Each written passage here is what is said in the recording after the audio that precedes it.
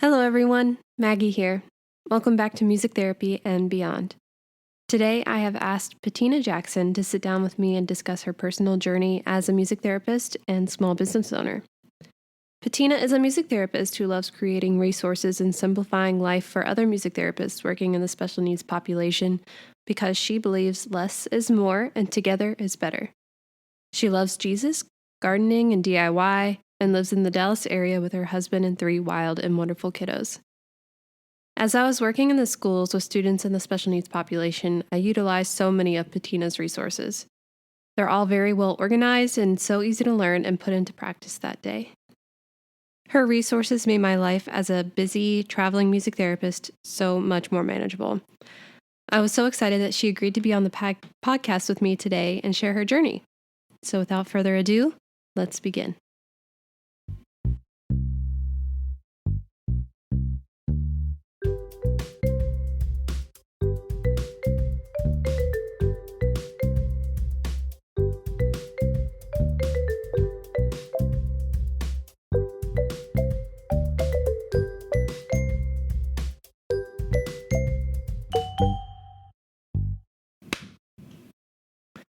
All right. Hello, Patina. It's so good to see you.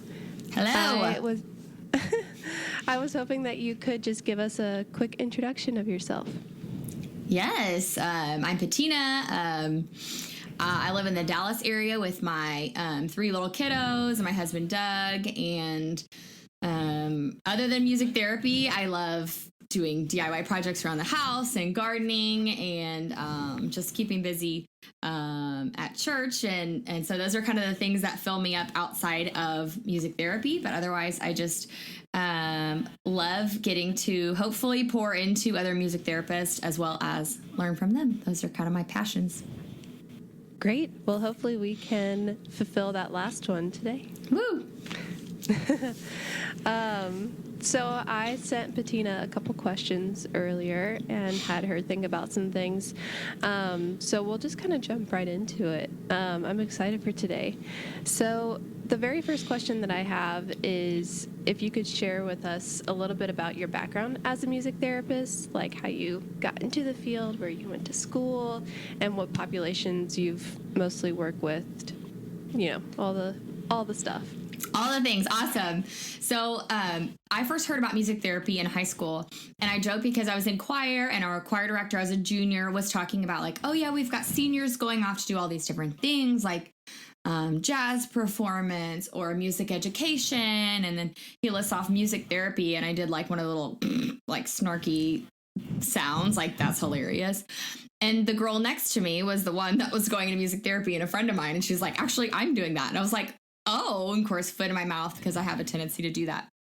And so I was like, well, what is it? She's like, actually, and she told me what it was. And I was like, oh, well, that's not what I had in my mind, which we get that reaction all the time, right? So like it serves me right that I just jump to conclusions. And so then I started researching and I was like, oh my goodness, because I always loved music, but I never had any interest in doing performance or teaching music. And so I was kind of like, I just thought music would just be fun for me. I maybe would continue to do worship at church, which was really filling for me.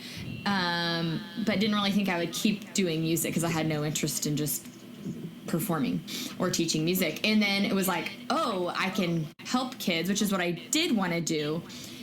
And I can use music doing it, and that it was evidence-based. I think also it felt a little fluffy to me. I'm like, what is this stuff, And then the more I researched, the more excited I got. And then I started hearing of like, oh yeah, we had a music therapist when we were in the hospital. And oh, actually there's a music therapist. There's a music therapist that came to the special education classes at my high school. And I even volunteered with our special needs kids. And I still had no idea that there was a music therapist that came. So it was just cool starting to learn and like giving it a chance. And it was just a great reminder to never make assumptions, right?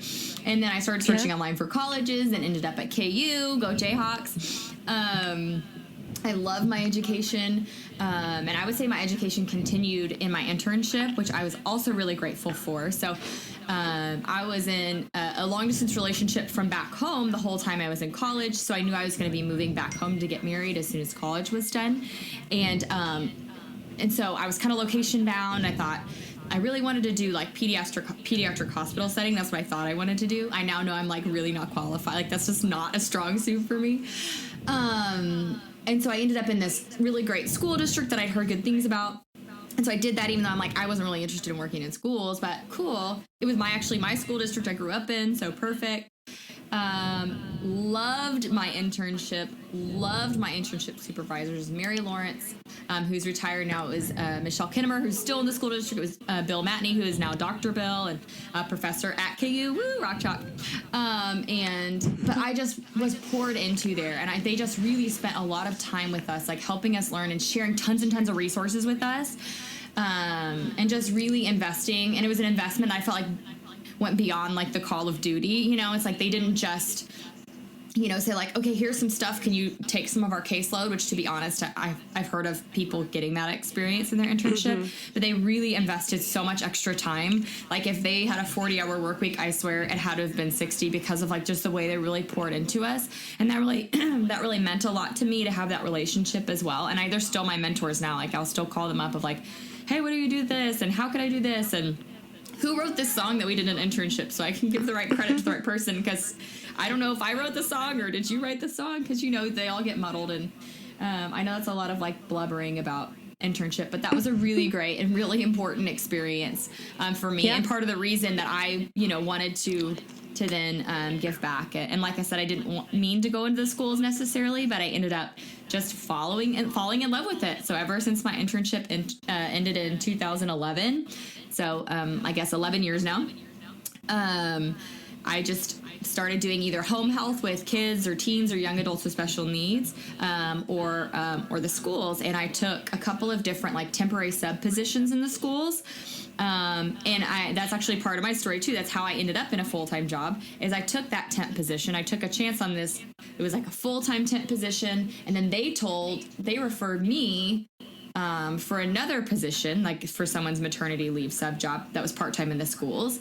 And then fast forward, that's the school district I've been at off and on for the last 10 years. So anyways, kind of fun stuff. Fun to see, you know, how a story is woven. But that's how I ended up with the kiddos. And I love the population and really passionate about it. And especially with teens and young adults, because I feel like there's just less resources out there that fit their cognitive age and their music preference. So that's very true. I love asking people that question just because it's always so unique.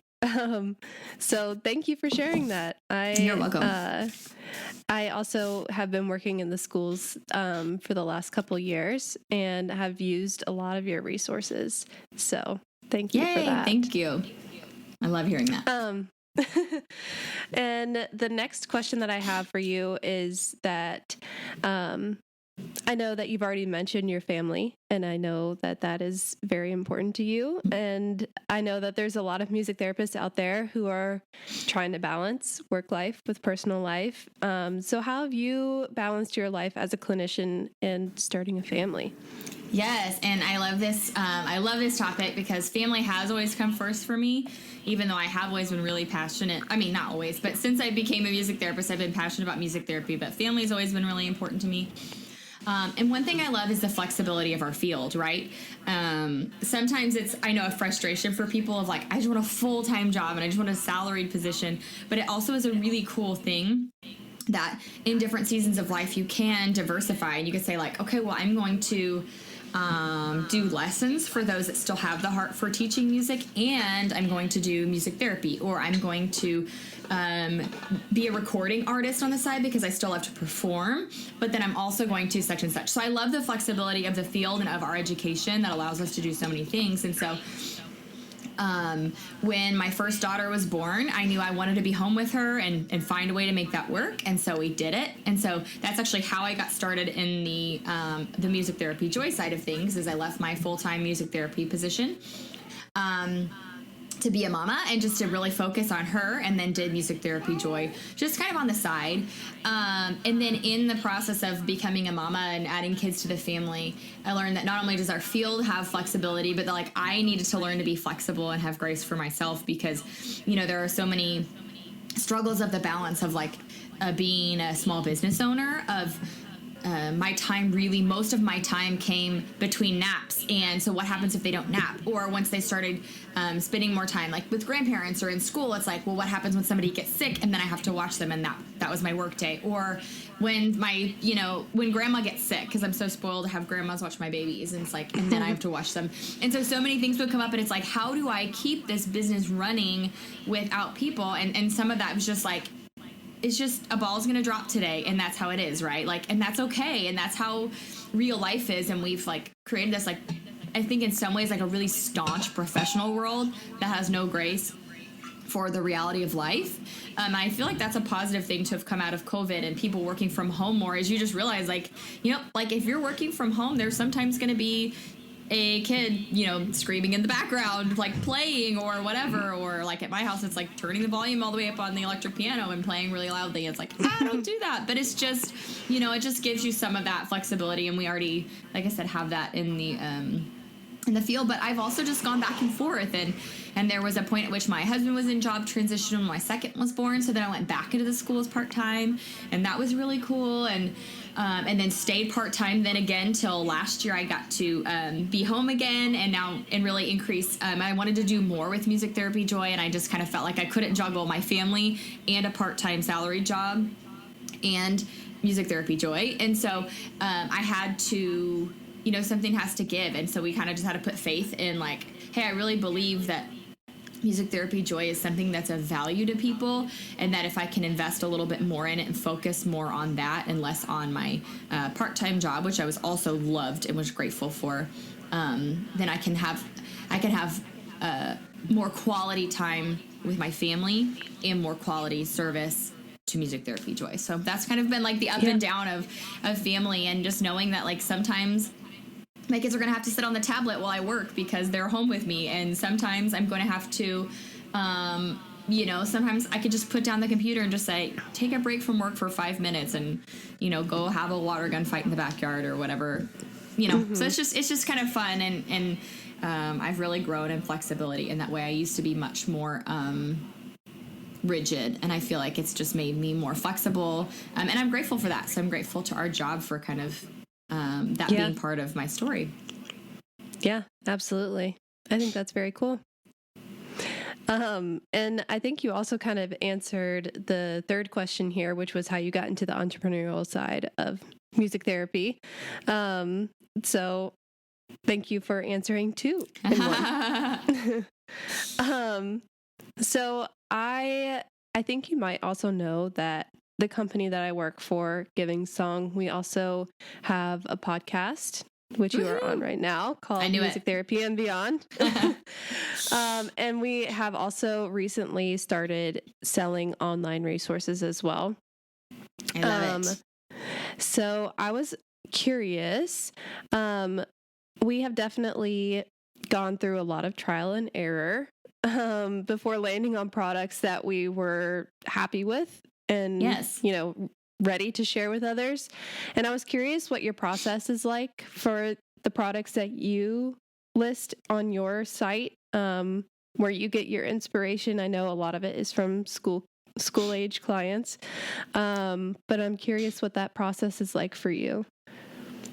Yes. And so something else that has been good for me is like feedback. I love feedback. So I love doing surveys. I love people telling me things, even if you're like, hey, this thing isn't my favorite, like I want to hear that, because that really helps shape things. And that's another thing that's grown in me, is like being willing to receive that feedback, because that's really what makes what I'm offering more valuable. And that's what I really want, is to get the most valuable thing. So it's been a process. So like at the beginning, I really just like put out any of my songs that I created that were original, and it would be like a $3 download or whatever for one song. But it was really hard to get any traction there.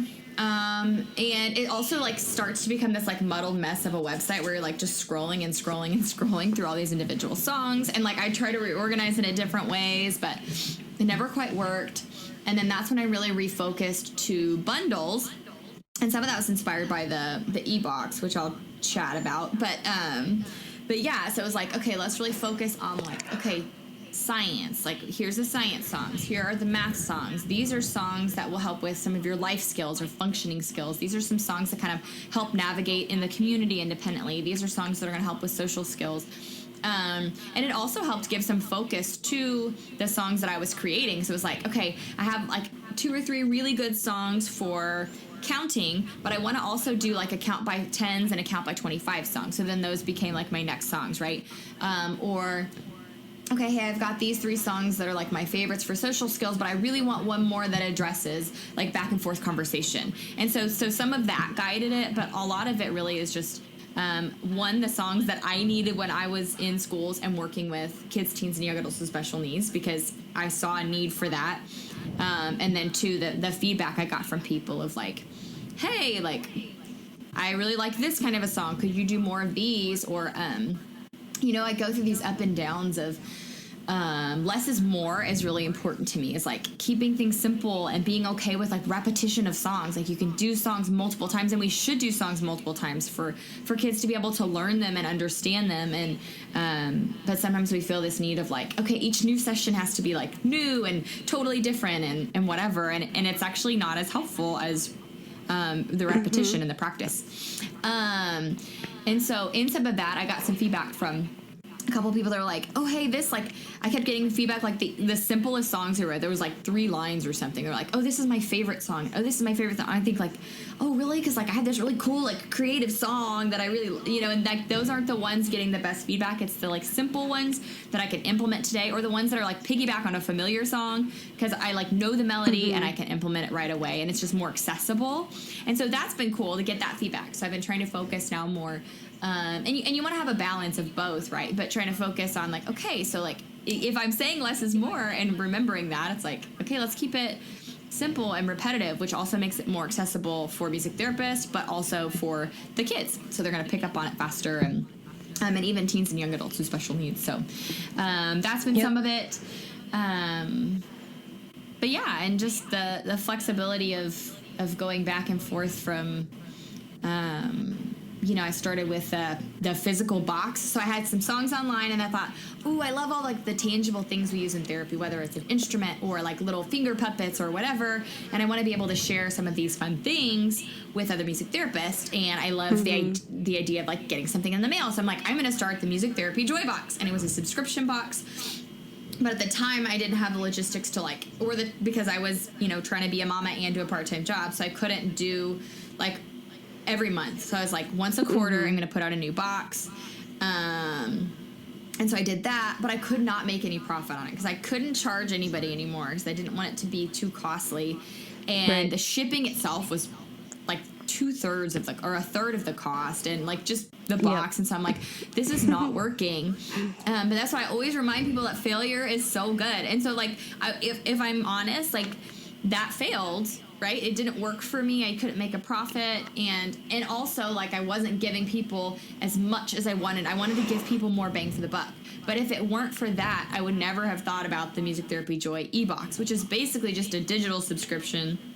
So you're not getting the stuff, but you're getting more songs and descriptions, and you're getting the printables, which is what everybody wanted anyways. You know, it's like people want the visuals. Now I also include virtual versions, so there's like Google slide versions of stuff or a music video and that sort of thing. So if you're doing, you know, in a classroom and you just want to put it on a big screen, you have that option. Or if you're doing virtual sessions, you have that option, and you also can print it.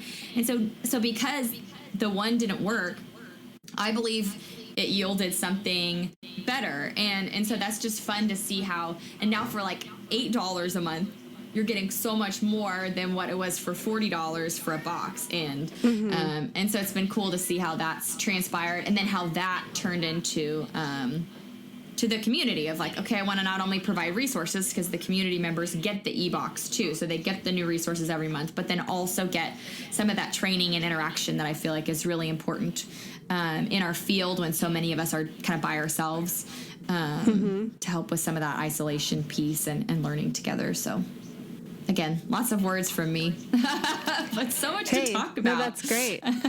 That's what we have you on here for, or lots of words, getting lots of words. Yeah, I also love that because, I mean, just from like the sustainability standpoint, I feel like that is just Perfect. And I mean, everything is going digital these days. And it's just accessible to a wide, variety of people.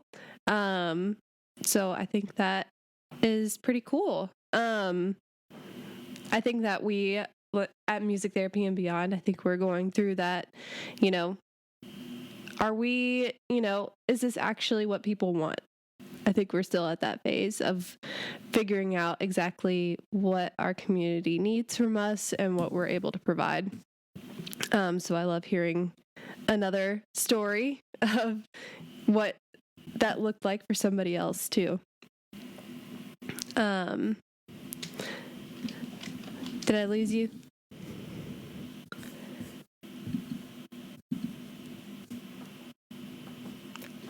Are you there? Yes. Sorry, you were slow for a minute. All right. I think we're back. Can you hear me? Yes. Okay. Sorry, repeat that last thing really quick. I just said that I think that we are in the, at Music Therapy and Beyond, the phase of trying to figure out what people want and what we can give to them. And I just love hearing another person's journey through that. And hopefully we're able to learn from you. So thank you. You're welcome. And also just do it, I just think it's so great. Just get out there and do it and get the feedback, and so fun. Yeah. I'm excited for you guys. Thank you. So another thing that we are also working through is the world of marketing. And I think that is another animal in and of itself. But I was curious if you could talk a little about your marketing journey. Yes. So first of all, it's like you said, it's a necessary evil. You have to have it. And I think I really did think that if I had processed it, I wouldn't have said this, but I think I just kind of thought okay, if I have a cute site, because I love all the graphic-y side of it, and if I have good songs, and people are just going to find me, and they're not. People will not stumble on your site if you're not marketing it. And that was a really steep learning curve for me. And also I think the reason that my business didn't take off a lot in the beginning, some of it was just because I had to be flexible in the amount of time I was able and willing to invest in it. But I love, Stephanie Lovell has a social media marketing course that I think is fantastic on her Music for Kiddos site. I highly recommend it to anybody. It was really encouraging to me and also kind of just helped me focus in a little bit more on some things. And I actually think that might have been one of the things that she said on the courses, that, people aren't just going to stumble on your site. And it's oh yeah, right. And so that was really good advice. And also I've had these free emails for a long time. I rebranded kind of the Tuesday toolbox. That way when they popped up in people's email, people would know okay, this is where all the good stuff is, this is what the people want to hear. And then also even just changing the name on the tab on my website from email list to free resources. So that when you click, you're doing free resources. That's another thing that Stephanie did that I loved, is she has free music or free songs or something like that. And it's I want to click on that, right? It's just so much more enticing than I don't want to be on an email list. But it's when you think about oh, you're sending me free resources. Yes, I want to do that. And so I think those are the most valuable forms of marketing that I have utilized and found to be successful are the social media piece, and then also the email marketing, and really focusing on giving away and being generous. And I really feel the more generous you are, the more people say oh, hey, I really like the kind. It's just a way to say here are the kinds of things I'm making. Here are the kinds of things that I'm selling. But I want you to have some of it for free. But I feel then they can experience it for themselves. It's like music therapy. You tell somebody about it and they're oh, that sounds cool. You experience it and it's wow, that was really effective. That was really powerful. And so I think if they can experience your products, or even a taste of them, then they get to understand okay, this is what you're selling. And either this isn't really what I need. Cool, that's fine. Or hey, I want more of this. And so that's a great way. And then also, we don't like to, most music therapists and music we don't want to sell ourselves, or that feels yuck. There's something that feels yucky about getting out there and selling, but it's not. It's saying I have something valuable that I want to share with you, and just reminding yourself that of like, I'm trying to actually help you by sharing this with you, but how to explain that in a way. And so one of the things is, in my Tuesday toolbox, I might also say like, hey, and by the way, we have this new course, or don't forget the Music Therapy Joy community is launching soon, so that when you're selling, you're also sharing at the same time, so people who aren't ready to buy are still going to get a resource, but people who get the resources and say, how do I get more? You've also given them a way to jump in with you. And so I think that that's been effective there. And then social media, I just have had to have grace for myself for different seasons too. I definitely see the times when, maybe I'm posting more and I'm more prevalent on it. I see an increase in some of like my one-time sales, because obviously I have the ongoing sales with the e-box and the ongoing sales with the community. Those are recurring, which has been also really helpful for me. And making it a viable business is having the recurring payments, right? Because one month I might have especially in August, I'll have a lot of sales of the one-time purchases and the bundles and that sort of thing, because people are starting back to school and they need new ideas, or at certain times of the year. But the stability of having that monthly payment for the other two, unless they've made the one-time payment for the community over the course of the year. But even that, I budget it as this is how much I have a month. I've divided that $200 up over the year, and that's how I budget that. But yeah, with the bundles and such. But I've also decided to take a less is more approach to my social media, to say I would rather have fewer quality posts than to have to just a random, I don't want to say junk post. That's probably not fair. But just a post that's just a filler post. Right. Just because, right? Because just to fill up social media with more stuff, it's I feel like if I don't have something to offer, if I don't have the energy to share with you something that's really going to help you, then I just won't post that day. So I'm trying to really focus on putting up fewer, higher quality posts. And obviously Reels is part of that right now, but that will continue to change, right? It'll be different things that are the thing. And so I think for myself, it's also been having grace for myself of if a plate has to drop, that's usually what drops for me, because I will write you quality songs for the e-box, and I will be there for my community members. I'm not willing to flex on that. And I do want to continue to provide free resources through my email list. So social media is kind of my place where that's probably going to be a ball that drops, but I'm okay with that. And I just have to accept that in my life. But yeah, so that's kind of my whole social media story, but also marketing through the email list, I feel like has been really effective, and drawing people from social media back to the email list as well. It's here's the free stuff, grab my email list so that you can get the free things, That makes a lot of sense. And it's obviously been highly effective. So that's cool to see. Thank you. So I also want to have this be a platform for you to advertise your services too. And I know that Music Therapy Joy also offers online supervision and community meetings. So I was curious if you could just give a little blurb about that so that our listeners can check that out as well. Thank you. Yeah, so it feels kind of like a full circle thing of I just had such a great education where I feel like my professors poured into me at KU, and my internship experience I shared about earlier where people poured into me and shared resources. And so it's I just really want to give that back. And, we even talked in one of our last community calls about you can sometimes feel that imposter syndrome when you're teaching someone, there are people in our community that have decades more of experience than me. But I need them too, and it's really this beautiful thing of coming together as a group of music therapists is there's this mutual learning. And like I said, I love the feedback, and I love hearing what people are oh, actually, I really need stuff for this. And this is actually what I'm really struggling with.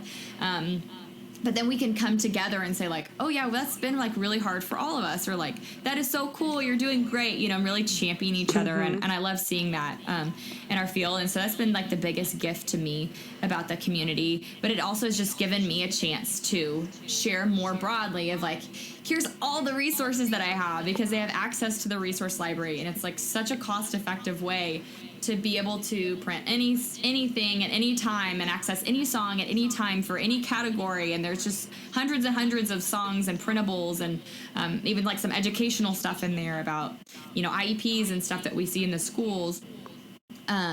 So I think it's just been a great way to share and also get some of that FaceTime that I love, like this, where you can just chat back and forth with somebody. And I think that can be really valuable. So my goal is for people who join the community to feel like it has been a really great value for them. I want them to say like, wow, I got a lot of resources for my money. I don't want it to be this financial strain for people. And, and the 15 CMTEs almost wraps up everything you need, right? And if you were in it for 5 years, right, you'd only be shy, what's the math on that? 25, right? 25 of your CMTEs out of the 100. And so I think I just love those conversations and the feedback I get that's my favorite is when people are like, hey, I love the less is more mentality that you have. I love your use of repetition and how you continue to repeat songs or take a song and use it in one way with one group,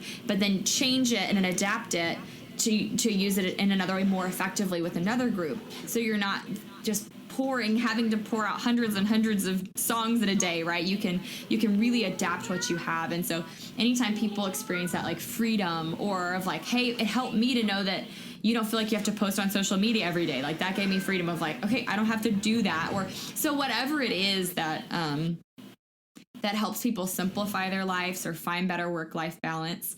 Those are like, that's the biggest gift to me. And so I've just really loved the community and it's been really fun. Well, thank you for sharing that. And as somebody who is a part of that community, I can attest that it's been a lifesaver throughout my time working in the school system. It's just a very hectic, it can be a very hectic and time-consuming place. So having those resources available for me to use that are simple and effective, and I can put them to work that day, has been a lifesaver. Like I said, it's been very nice. So I want to just wrap things up with you possibly sharing just a few tidbits. I know that you've shared plenty of wisdom throughout this whole time together, but if you have any last pieces of advice for young music therapists out there. Yes. And I really think it's just like, get out there and do it. And I feel like our culture makes success really about like the number of follows or likes you have, or like mass quantities of things, or the number of clients you see, or that sort of thing. But I would just encourage you that even if you can only encourage or help a few people, and even if you feel like that's you're making a difference, and that difference matters. And yes, you need marketing and social media presence to connect with people and so that they know that you're there, but your value isn't in that. Like, your value isn't in the number of products that you sell, or the number of clients you see, or the numbers of followers you have. It's in sharing the gifts and passions that you've been given with others. And I feel like there's no greater reward than that. Yes, you have to provide for yourself and provide for your family, and you want it to be financially viable. But I would just say that that the less we can focus on I don't know, these like unrealistic standards, and can just be really content with like, hey, if I'm making a difference for someone, I'm making a difference. And I think that with our clients too, like if I'm making a difference even in this one child's life, that matters. And and so, yeah, that's just what I would say is just what you're doing matters. So keep doing it. Yeah. And I think that people are drawn to authentic people. So even if you're not trying, people are going to gravitate towards that mentality too. All right, Patina, thank you so much for talking with me this morning. I really appreciate all the tidbits of advice and wisdom that you've given. And do you have any questions for me? Is there anything that I can answer for you? No, I've just really loved chatting with you. So thanks for giving me the chance to share. I love to share and learn together. So thank you. Of course. Yeah, thank you. All right. Well, sayonara. Bye. Thank you. For show notes and resources in today's episode and all episodes, head to our website, musictherapyandbeyond.com. Reach out to us at musictherapyandbeyond@gmail.com and follow us on social media to stay up to date on all the content and announcements. We'll see you next time.